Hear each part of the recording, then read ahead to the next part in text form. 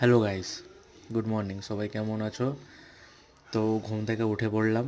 ঘুম থেকে উঠে পড়ে আমার সকালে যে প্রথম কাজটা থাকে সেটা হলো আমার পাখিদের খাবার দেওয়া। তো চলো, তো বাইরে বেরিয়ে দেখলাম যে ভালো রোদ আজকে বেরিয়েছে। কালকে রাত্রে অনেকটাই ঠান্ডা ছিল। তো আমি আমার বাড়ির পিছনে যে তুলসী গাছ আছে ওখান থেকে তুলসী পাতা কিছু নিয়ে নেবো, কেন শীতকালে এই তুলসী পাতা পাখিদেরকে মানে শরীর স্বাস্থ্য থেকে মানে ভালো রাখে, মানে রোগ আসে না সহজে। তোমার তুলসী পাতাটা ওদের জন্য খুব ভালো খাবার। আর আমার পাখিগুলো তুলসী খাবার খেতে খুব ভালোই পছন্দ করে। এই দেখো এদের খাবার তৈরি হয়ে গিয়েছে, ভেজিটেবল ফুড। তো এটা আমি গিয়ে ওদেরকে দেবো। তো চলো তোমাদেরকে দেখাই। আমার পাখিটা মানে দোতলায় থাকে, তো আমি নিচে রাখি না, কেন নিচে সব বেড়াল ফেড়াল যদি যায় অনেক কিছু করে, তো তাই আমি নিচে রাখি না।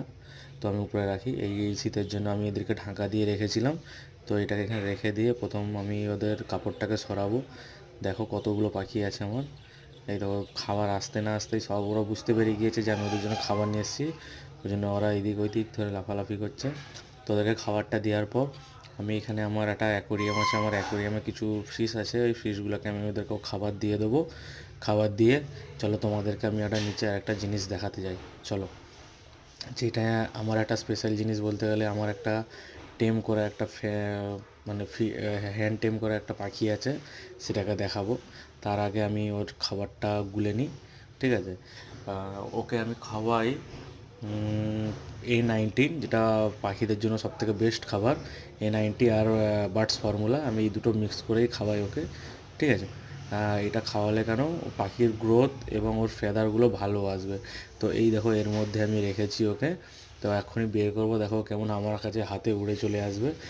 আর ও খাবার দেখতে পেলেই বাস, ওর খাবারটা রেডি হয়ে গিয়েছে, ঠিক আছে? ওর খাবারটা আমি ওকে খাইয়ে দেবো।